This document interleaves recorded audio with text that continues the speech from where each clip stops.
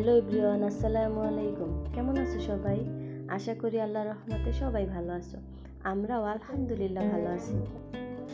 আজকে 12তম রোজা, রহমতের 10 দিন তো চলে গেল। আসলে রোজা যখন আসে তখন কিন্তু অনেক বেশি আনন্দ লাগে। তখন একটা একটা করে রোজা চলে যায়, তখন কিন্তু মনটা অনেক খারাপ হয়ে যায়। আজ বোনের বাসায় ইফতারের আয়োজন করছে, তো আমরা 3 বোন আম্মু সবাই মিলে আজকে একসাথে ইফতার করব। ভিডিওর প্রথমে দেখতে পাচ্ছ আমার একেবারে ছোট বোন রান্না করছিল। ওইখানে পোলাও, মুরগির মাংস আর ডিমের কুমড়া করছিল।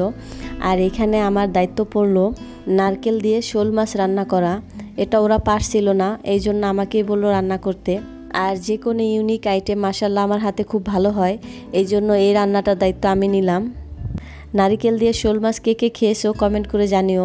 এটা কিন্তু সচরাচর সবাই খায় না, আর এটা যে খেতে এত বেশি মজা হয় একবার ট্রাই করে দেখো বাসায়।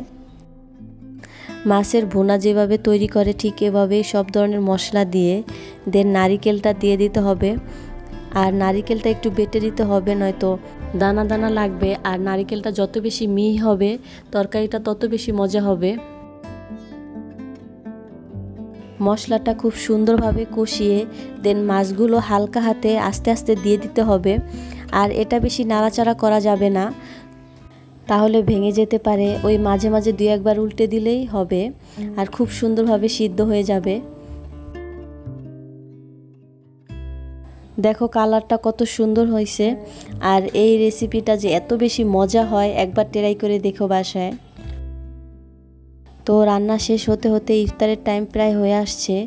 তো বোন ইফতারের আয়োজন করছিল, এখানে সব ফল টল কেটে নিচ্ছিল। আর আমি বেলের শরবতটা করে নেব। বেলের শরবত কিন্তু ইফতারের জন্য অনেক বেস্ট একটা শরবত, এটা হেলথের জন্য অনেক বেশি ভালো। রোজা রাখার কারণে শরীর অনেক ড্রাই হয়ে যায়, এই জন্য চেষ্টা করবেন সব সময় অন্তত হরেক রকমের শরবত রাখার। আর এর মধ্যে কিন্তু সবচাইতে বেলের শরবতটাই বেস্ট, এটা কিন্তু হেলথের অনেক বেশি উপকার করে। তো আমি খুব সুন্দরভাবে বেলের শরবতটা বানিয়ে নিচ্ছি। বেল যেহেতু এমনিতে অনেকটা মিষ্টি হয়, তো চিনি বেশি পরিমাণ লাগে না, অল্প পরিমাণেই লাগে।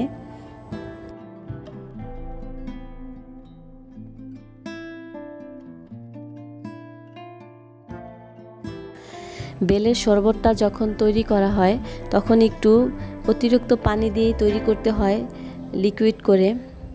বিকজ বেলের শরবত করে রেখে দিলে 5 থেকে 10 মিনিট পর অনেকটা ঘন হয়ে যায়, এই জন্য যতটা সম্ভব পাতলা করে রাখাই ভালো। আর অতিরিক্ত ঘন হলে কিন্তু খেতে ভালো লাগে না, এই জন্য আমি শরবতটা যখন তৈরি করছি একটু লিকুইড করেই তৈরি করছি, যে খেতে ভালো লাগে। আর খেতে সত্যিই খুব বেশি ভালো লাগছিল।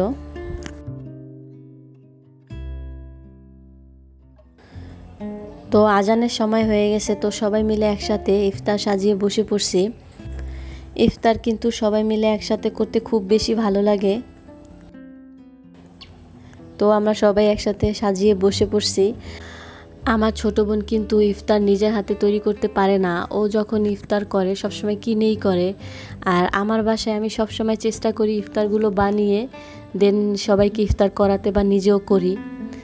আমার বাইরের ভাজা পোড়া একদমই ভালো লাগে না, এই জন্য সবসময় চেষ্টা করি নিজে বানিয়ে তারপর খেতে।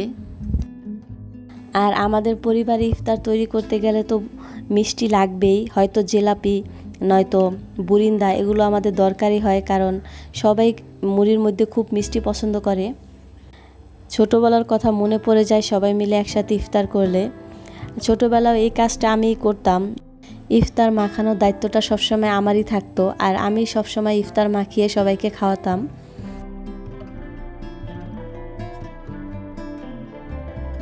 তো ইফতার করে দেন আমি বাসায় চলে আসছি। তোমরা তো যারা আমার ভিডিও দেখো তোমরা তো সবাই জানো যে আমার বোন 4 তলায় থাকে আর আমি 6 তলায় থাকি। তো রাতের খাওয়া দাওয়া আমি পরে গিয়ে করব, এই জন্য ইফতার করে বাসায় চলে আসছি।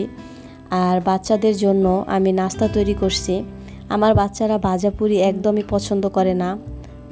আলিফ রোজাইনাকে যতই জোর করা হয় ওদেরকে ভাজাপুরি খাওয়ানোই যায় না, এই জন্য আমি ওদের জন্য ওদের পছন্দের নাস্তাটাই তৈরি করছি। আলিফ রোজাইনা পাস্তা খুব পছন্দ করে, তাই খুব তাড়াহুড়ো করেই ওদের নাস্তাটা তৈরি করে নিচ্ছিলাম। ইফতার করে নামাজ পড়তে পড়তে অনেক বেশি লেট হয়ে যায়, এই জন্য ওদের নাস্তা খাওয়াতে দেরি হয়ে যায়। তাই একটু তাড়াহুড়াই করছিলাম, এই জন্য 2 চুলাতেই বসিয়ে দিলাম। সাথে দুধ জাল করে নিয়েছি আর একটু আপেল কেটে নিয়েছি। বাচ্চাদের সব রকম নাস্তার সাথে 2-1টা আইটেমের ফল থাকলে অনেক বেশি ভালো হয়, এটা বাচ্চাদের হেলথের জন্য ভালো। আর আলিফ রোজাইনা আপেলটা একটু পছন্দ করে, এই জন্য আপেলটাই কেটে নিয়েছি। বাচ্চাদের তো সব কিছু পছন্দের দেওয়া যাবে না, যেরকম ওরা দুধ একদমই পছন্দ করে না, তাও কিন্তু দুধটা খাওয়াতে হয়, জোর করেই খাওয়াই আর কি। রোজাইনাকে তাও একটু খাওয়ানো যায়, আলিফ তো দুধ খেতেই চায় না, ছোটোবেলা থেকেই কেন জানি ওর দুধের প্রতি খুব অনীহা। আর দুধ তো বাচ্চাদের ব্রেন ডেভেলপের জন্য অনেক বেশি উপকারী। তো আমি নাস্তা তৈরি করতে যাওয়ার সময় আলিফকে বলে গিয়েছিলাম যে তুমি লেখাগুলো কমপ্লিট করে ফেলো, তো ও পড়ছিল। আর আমি বললাম এখন যে নাস্তাটা আগে কমপ্লিট করো, এই জন্য নাস্তাটা বিছানায় নিয়ে গেলাম। আলিফ নিজের হাতে খেলো, রোজাইনা নিজের হাতে খাবে না, এই জন্য এখন আমি নাস্তাটা খাইয়ে দেব। সব কিছু মিলিয়ে রমাদান মাসে অনেক বেশি বিজি থাকতে হয়। আজকের ব্লগটি এখানেই শেষ করছি, দেখা হবে পরবর্তী কোনো ব্লগে। আল্লাহ হাফেজ।